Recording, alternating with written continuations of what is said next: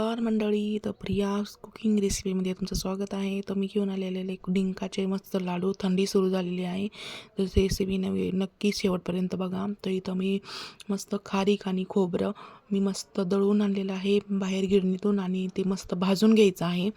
तर इथं मी तुम्हाला सांगते, हे 3 किलोचे लाडू केलेले आहे. तर पावशर काजू बदाम घ्यायचे आहे, पावशर आपल्याला डिंक घ्यायचा आहे, तर तळून घ्यायचा आहे. आणि त्याच्यानंतर मी काजू आणि बदाम मिक्सरमधून मस्त बारीक करून घेतलेलं आहे. आणि इकडं माझं खारी खोबरं भाजून झालेलं आहे, आणि इकडे गूळ किसायला घेतलेला आहे. त्याच्यानंतर आता गूळ आपल्याला मस्त तुपामध्ये तळून घ्यायचा आहे. तर बघू शकता, इकडे तूप मी तापायला ठेवलेलं आहे. तुपाचा म्हणजे गूळ आहे ना आपल्याला, म्हणजे मस्त असा तो वितळून घ्यायचा आहे बघा.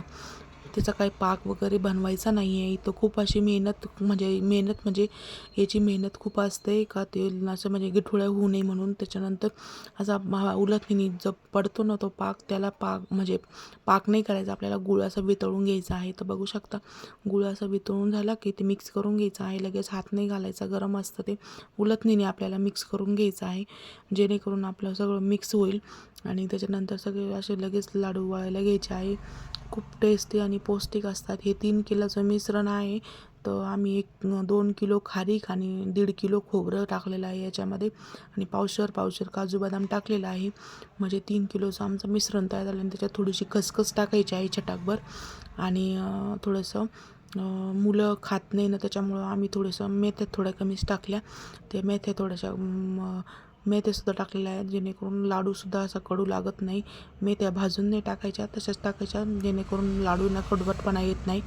तर बघू शकता, खूप छान असा टेस्टी लाडू तयार झालेला आहे. बघू शकता, इकडं लाडू करायला घेतलेला आहे. तर गुळाचा पाक वगैरे काही करायचा नाही आहे. तर इथं आपल्याला गुळ असं वितळून घ्यायचा आहे. तुम्ही नक्की लक्ष द्या, हे खूप अशी प्रोसेस महत्त्वाची आहे.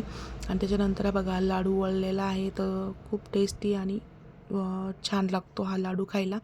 माझ्या अशाच नवनवीन रेसिपी तुम्हाला जर आवडत असेल तर चॅनलला माझ्या सबस्क्राईब करा. अशाच नवनवीन रेसिपी तुमच्यापर्यंत पोहोचत राहील. तर माझे लाडू तयार झालेले आहे, बघू शकता. 3 किलोचे लाडू खूप छान टेस्टी लागतात. पुढच्या व्हिडिओसाठी लाईक करा.